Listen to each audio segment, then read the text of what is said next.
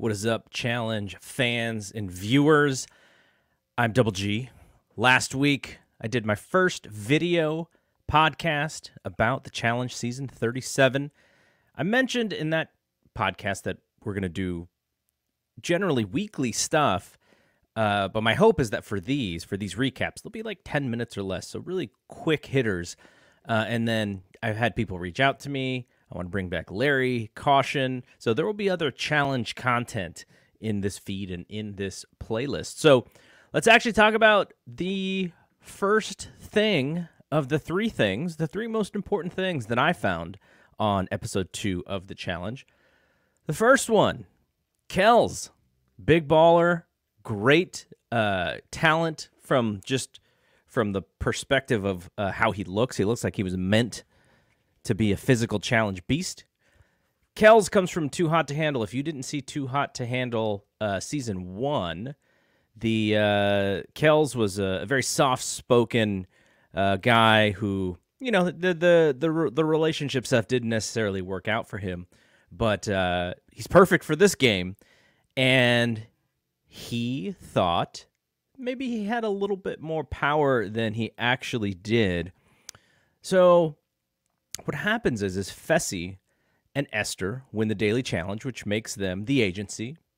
And Fessy went to Kells and said, hey, maybe we should agree to not throw each other in.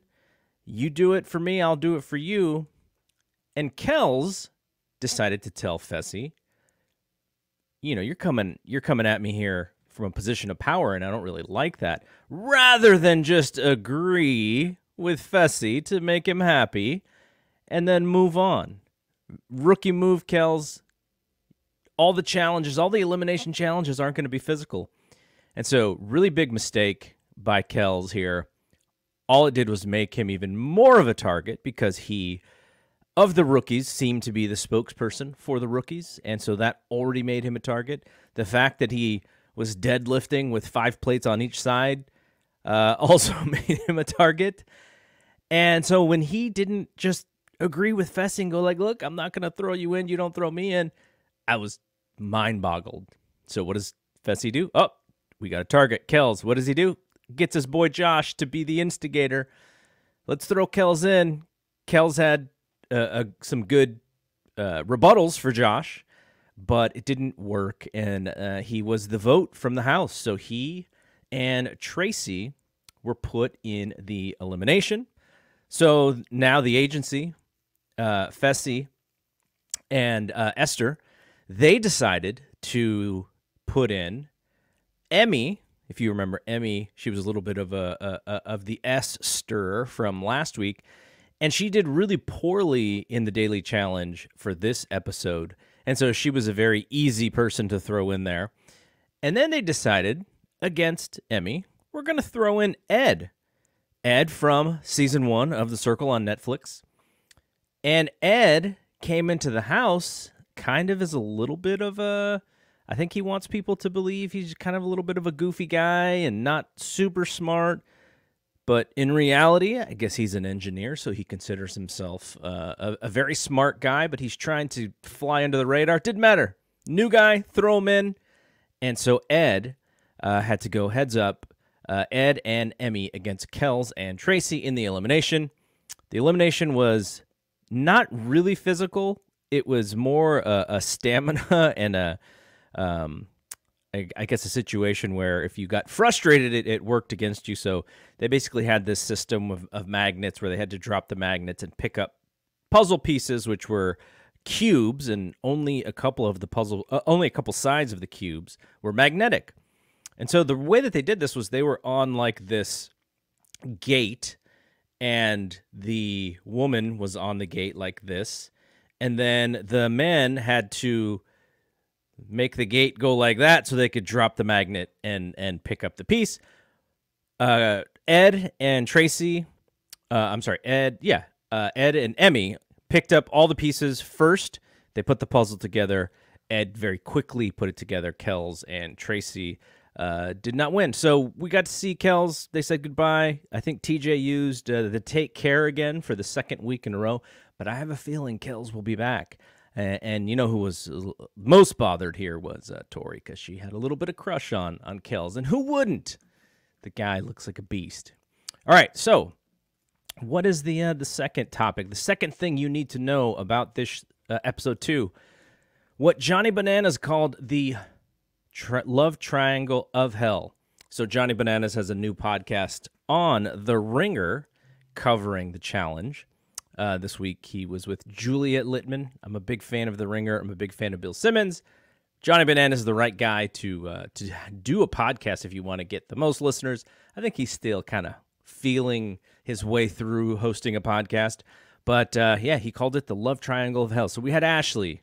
Last week we saw Ashley and Nelson, getting really close. In the episode 0, which was the preview, I think Nelson said, and I may have said this last week, that Ashley moved really close to him. So they're like neighbors, essentially, in Houston. So they're cuddling up here and there on episodes 1 and 2.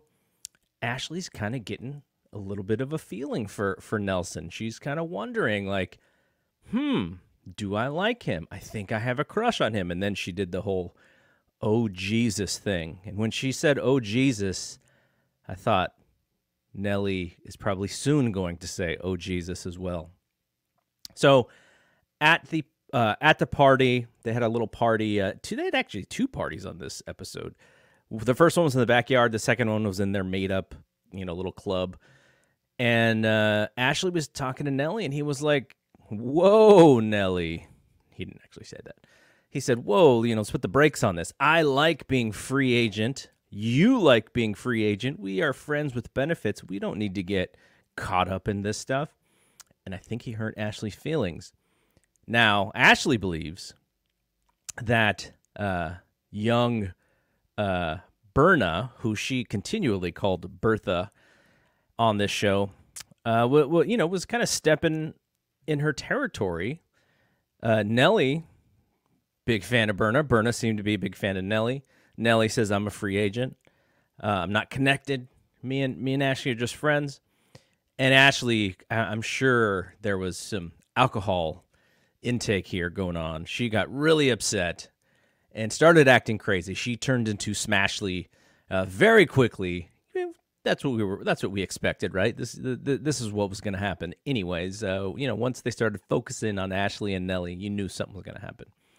And so, Ashley, not a good look. Berna, probably like, what did I get myself into here? And is messing with Nelly worth it? So we'll see what happens with this love triangle of hell. It's only episode 2. I can't imagine what it's going to be like at the end of this season. All right, what's the third thing that we need to talk about? Actually, let's throw this up there because this was in the preview for the season. So I imagine there's going to be some back and forth here. We're still going to see these folks. I don't think this is the end of Nelly and Ashley. Okay, so what's the last thing? The last thing here is, guess who is back?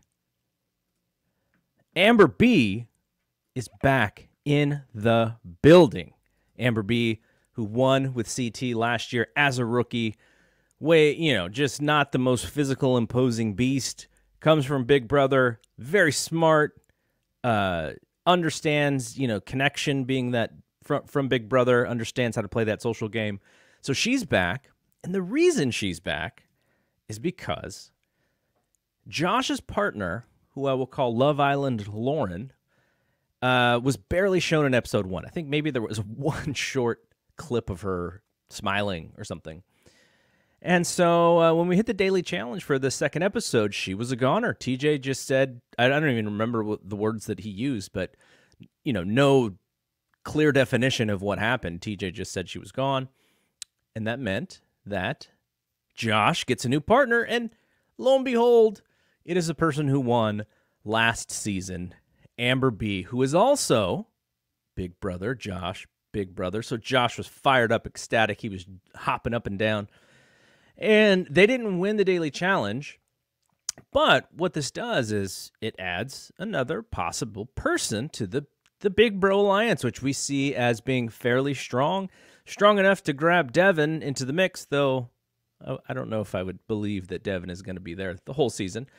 And the problem with that is last season, Amber and Fessy and Casey had a little bit of a situation where Fessy and Casey kind of deprioritized Amber. It's like, yeah, Amber, you're Big Brother, but you're kind of on the bottom of our list here, of Big Brother. So she was very frustrated about that. You could see that she has sensed that, she's probably still deprioritized to Fessy and Casey, so much so that Fessy teased Josh that they were going to throw Amber in as part of the agency. He didn't. I think he just wanted to get a rise out of Josh. But Josh swore to Amber, no matter what, Fessy's my boy, Casey's my girl, but we're partners, so I got you 100%. Now, what happens if Amber B gets stolen from Josh? Then he doesn't have to have her 100%, right? Then he can play that game. So I think what Josh said was right on the money. If they're partners, then they got each other's back, but it's possible that somebody will get stolen or they'll get thrown in and they may have to split partners and they may not always be partners. So that was the situation there. Amber B, love Amber B, loved her on Big Brother, was happy to see her win last year, but I kind of feel like she's coming in with a target, so I don't know how far she will go. Okay, so that is it for episode 2 of the challenge, season 37, already starting off really well. The only thing I want to say is we have a Patreon, Fight Game Media Network.